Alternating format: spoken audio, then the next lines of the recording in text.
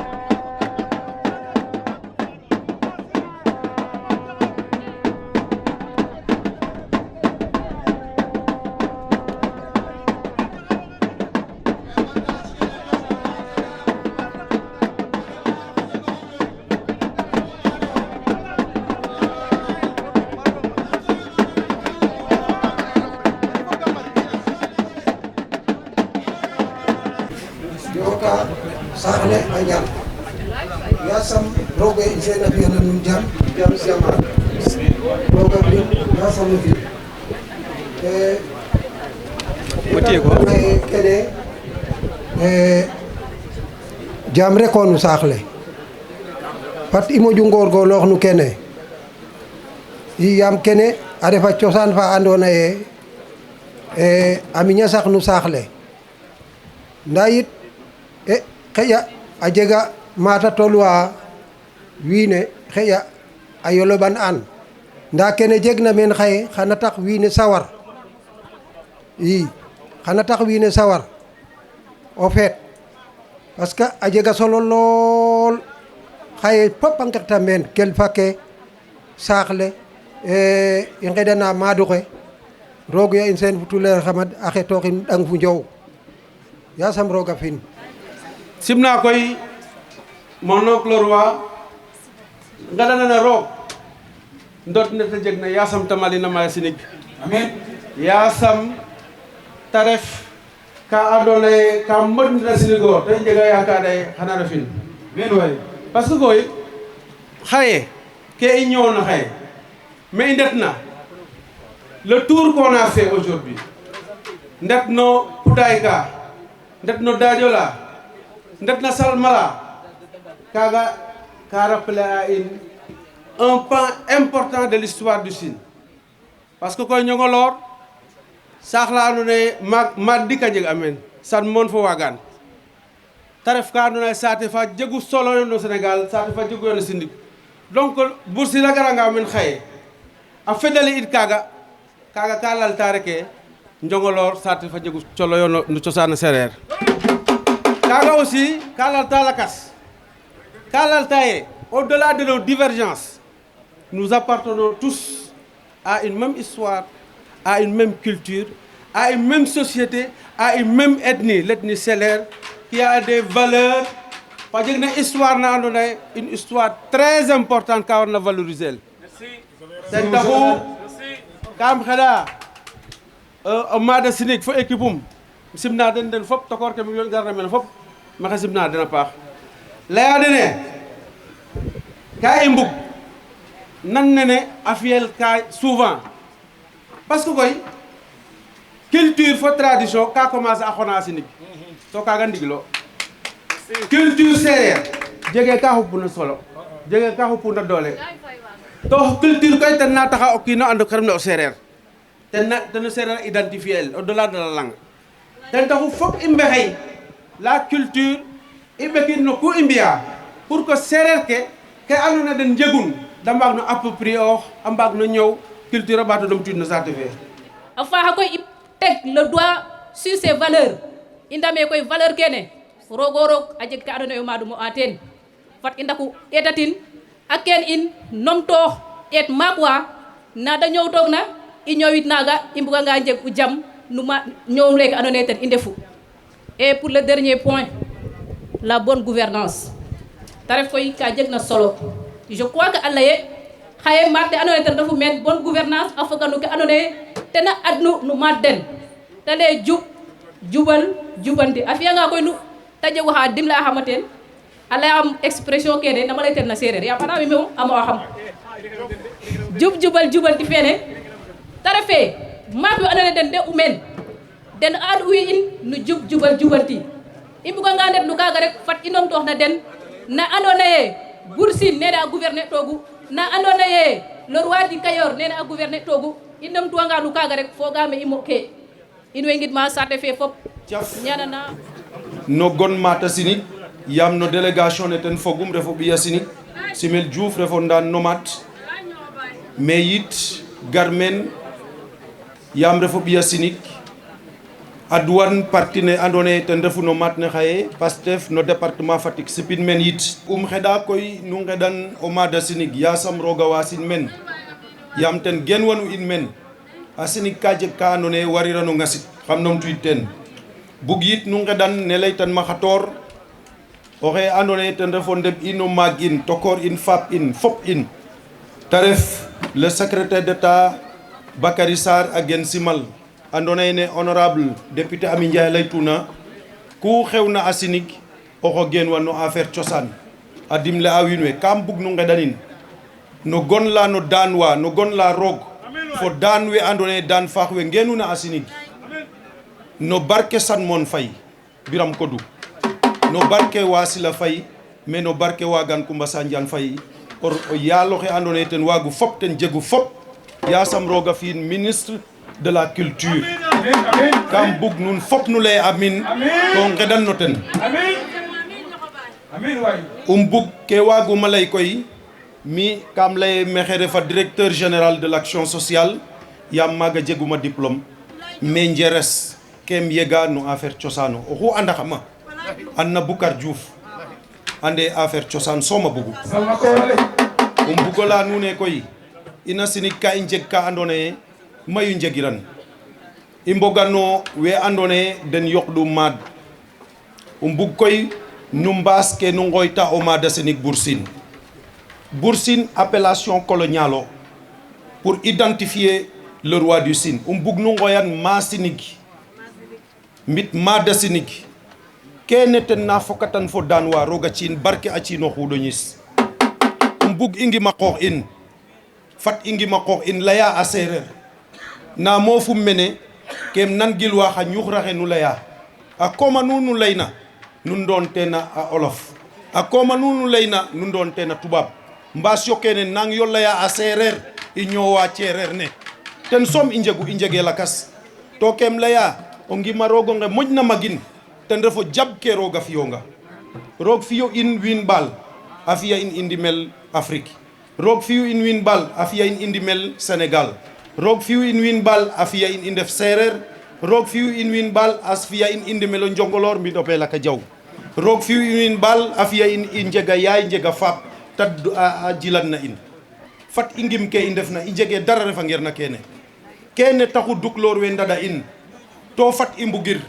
ba politique a xaaja in ba politique a tax i mbañir ba diine tax i mbañir diina mena soɓu in fat i ndam ke i njegna to ngeɗan daan in we roog a fi dandoona kid den na in kene bug'umo lay joka nuun a njal a paax njoko njal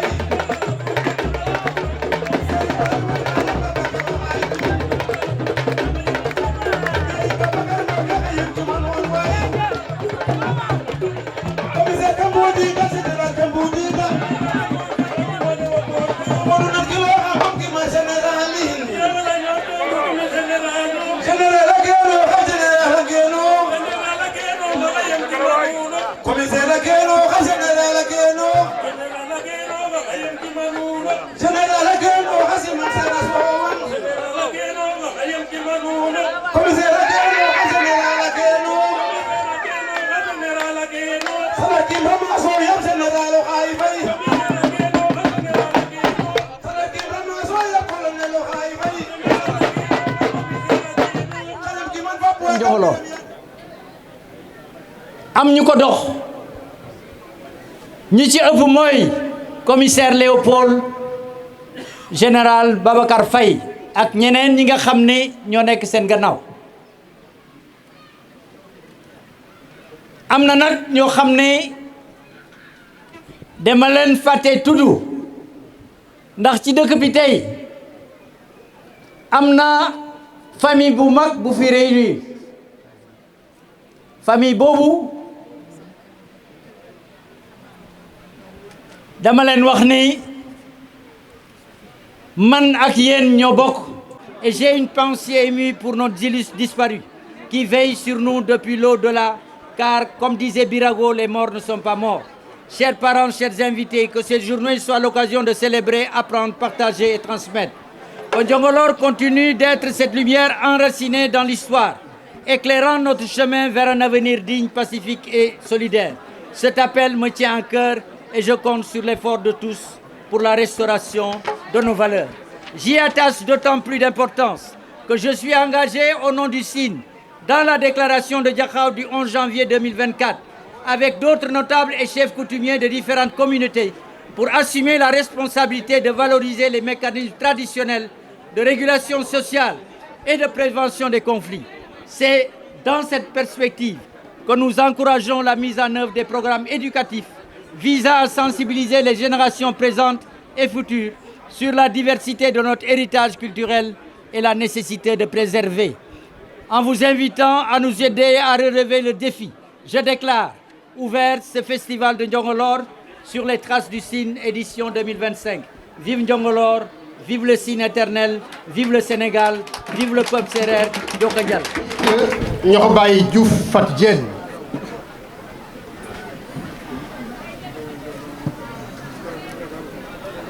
Madame le gouverneur, Monsieur le préfet, Madame le sous-préfet, je viens de citer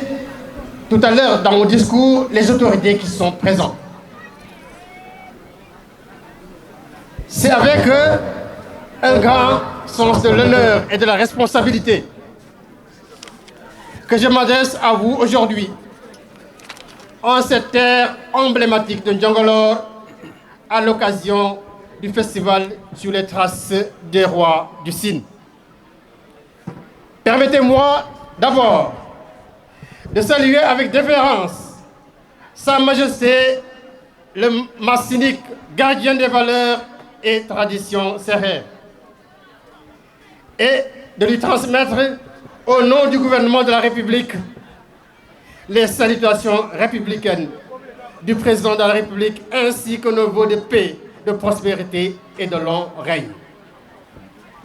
Njongolor, ce haut lieu de mémoire nationale, capitale symbolique du Sine, incarne l'âme vivante d'un peuple fier, héritier d'une histoire millénaire façonnée par des souverains d'exception, tels que Massinik Waganteni Diom, Massinik Biram Kodou Sanmon Faye. Ici, chaque chose raconte une page de notre histoire collective et rappelle à chacun de nous l'impératif de préserver ce patrimoine inestimable. Le festival que nous ouvrons aujourd'hui s'inscrit pleinement dans les ambitions nationales en matière de valorisation culturelle. Il constitue un fort moment, non seulement de célébration et de transmission, mais aussi de réflexion sur les défis contemporains liés à la sauvegarde de nos identités locales dans un monde marqué par la mondialisation et l'uniformisation culturelle. Mesdames, Messieurs, au nom du gouvernement du Sénégal, je tiens à réaffirmer ici l'engagement constant du chef de l'État en faveur de la protection, de la sauvegarde et de la valorisation du patrimoine matériel et immatériel. Nous savons que nos cultures traditionnelles, nos langues, nos rites, nos musiques, nos savoir-faire ancestraux sont des trésors, sont incarnés par des trésors vivants qu'il nous revient ensemble de préserver, de promouvoir. C'est pourquoi le ministère de la Jeunesse, des Sports et de la Culture continuera à accompagner avec rigueur et détermination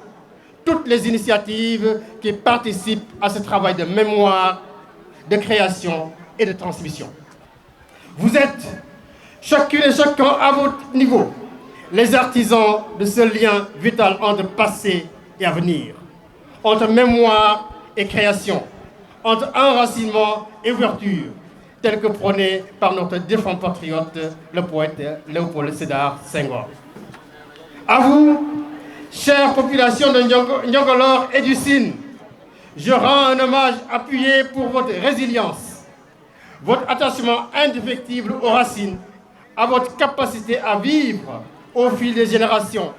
les valeurs cardinales de dignité, de respect, de courage et de paix qui définissent le Sérère. Chers jeunes, chères femmes, porteurs d'espoir et de renouveau, sachez que vous êtes au cœur de nos politiques publiques en matière culturelle. C'est à vous qu'il revient de réinventer les formes nouvelles de transmission, de faire dialoguer tradition et modernité, de porter haut les couleurs de notre diversité culturelle sur les scènes nationales et internationales. Voilà pourquoi l'État du Sénégal, à la tête de Bassirou Diomaye Faye et son Premier ministre, Ousmane Sonko, conduit, travaille nuit et jour pour apporter des solutions durables au phénomène de l'immigration irrégulière. Chère jeunesse, Tok Teki n'est pas un slogan. Travaillons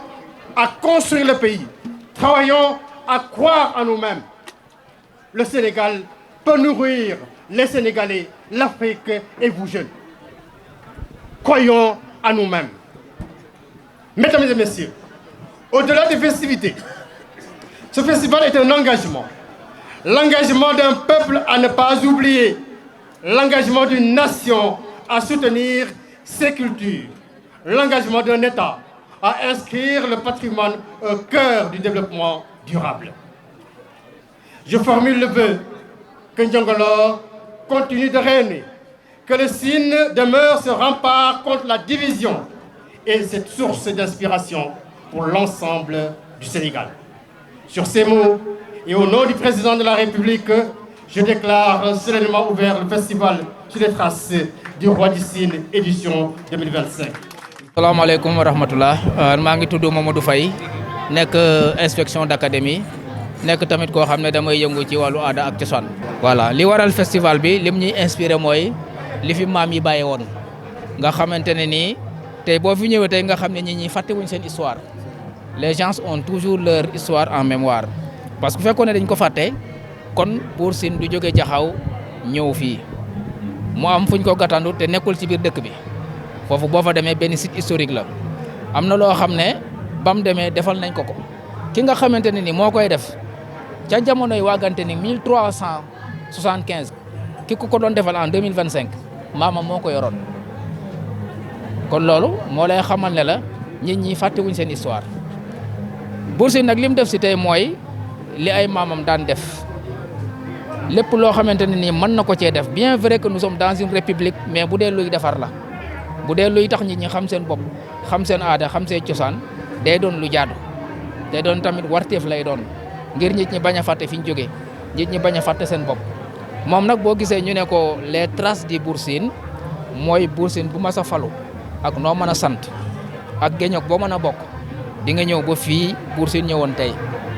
ñu defal la liñ defal Buur Sine tey nga dëpp dem ñibbi bu la neexee sax doo dugg ci dëkk bi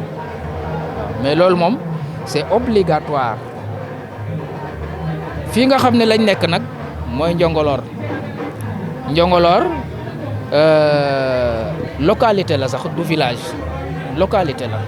parce que Buur Sine dafay dëkkoon capitale du Sine nekk fi te loolu ça signifie beaucoup de choses ça signifie que la centralisation du pouvoir fii la nekkoon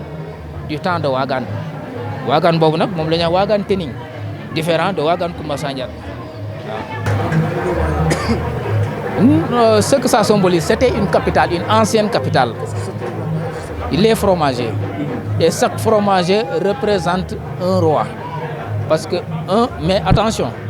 seuls les rois Faye. Parce que si tu n'es pas de patronyme Faye, tu n'y implantes pas un fromager. Tu viens pour des cérémonies rituelles, après tu repartes. Mais si c'est un Faye, il y implante un fromager. Et les tambours l'accompagnent. C'est un langage tambouriné qui s'adresse non seulement au roi, mais aussi aux petits guelwaars qui sont appelés peut-être à devenir Buur Sine. Massini. Il y a aussi la lance. La lance, la lance, comme beaucoup le disent, la lance, ce n'est pas une lance de Sanmon, c'est une lance de Waagaan Tening. Ouais. Non, j'entends parfois dire des gens dire que c'est une lance de Salmon Faye, mais c'est une lance de Waagaan Tening. Éducation sur Sine TV. Santé sur Sine TV. L'actualité sur Sine TV. Politique sur Sine TV. Sport sur Sine TV. Religion sur Sine TV.